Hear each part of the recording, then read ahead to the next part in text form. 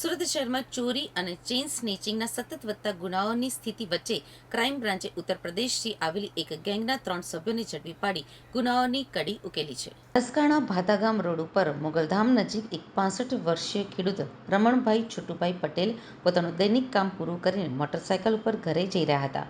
ત્યારે ત્રણેય અજાણ્યા શખ્સોએ તેમની પાછળથી આવી મોટરસાયકલ રોકવા કહ્યું હતું.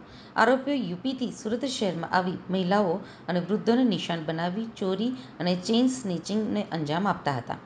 19મી એપ્રિલ 2025ના રોજ થયેલી ઘટના બાદ ગુનાનો ભેદ ઉકેલતા પોલીસે 3 આરોપીઓને તેમના વતન પ્રયાગરાજ જઈને લાખો રૂપિયાના મુદ્દામાલ સાથે પકડી પાડ્યા છે.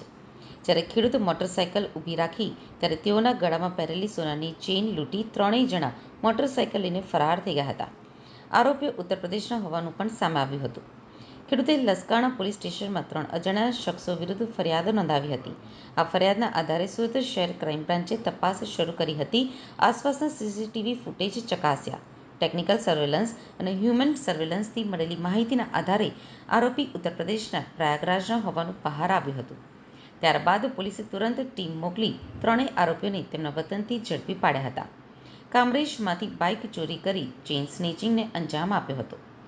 ઝડપાયેલ આરોપીઓમાં ઇન્દ્રજીત ઉર્ફે ઇન્દ્રપાલ પુત્ર ફૂલચંદ કુર્મી પટેલ, સચિનસિંહ રાવેન્દ્ર બહાદુર સિંહ અને ઇન્દ્રપાલ ઉર્ફે રિંકુ પુત્ર પ્યારેલાલનો સમાવેશ થાય છે. ત્રણેય આરોપીઓ કામરેજ વિસ્તારમાંથી હીરો સ્પ્લેન્ડર મોટરસાયકલ ચોરી કરી હતી અને ત્યાર પછી લસકાણા વિસ્તારમાં ચેઇન સ્નેચિંગનો ગુનો આચર્યો હતો.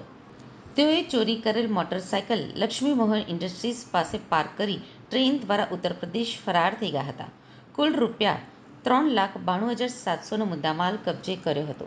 પોલીસે આરોપીઓ પાસેથી કુલ 36.420 ગ્રામ વજનની સોનાની ચેઇન કિંમત ₹3,42,700 તથા હીરો સ્પ્લેન્ડર મોટરસાયકલ કિંમત ₹30,000 મળી કુલ રકમ ₹3,92,700નો મુદ્દામાલ કબજે કર્યો છે. ચોંકાવનારી બાબત એ છે કે મુખ્ય આરોપી ઇન્દ્રજીત ઉર્ફે ઇન્દ્રપાલ વિરુદ્ધ પહેલા પણ સુરત શહેરના અલગ-અલગ પોલીસ સ્ટેશનમાં ગુના નોંધાયેલા છે. જેમાં વરાછા તથા ગોડાદરા પોલીસ સ્ટેશનમાં કલમ 368 અને 114 હેઠળના ગુનાઓ સામેલ છે. તેમજ ઇન્દ્રપાલ ઉર્ફે રિંકુ વિરુદ્ધ સચિન પોલીસ સ્ટેશનમાં પ્રોહિબિશન એક્ટ હેઠળ ગુનો નોંધાયેલો છે. હાલ ત્રણેય આરોપીની ધરપકડ કરી લસકાણા પોલીસ સ્ટેશનને સોંપવામાં આવ્યા છે.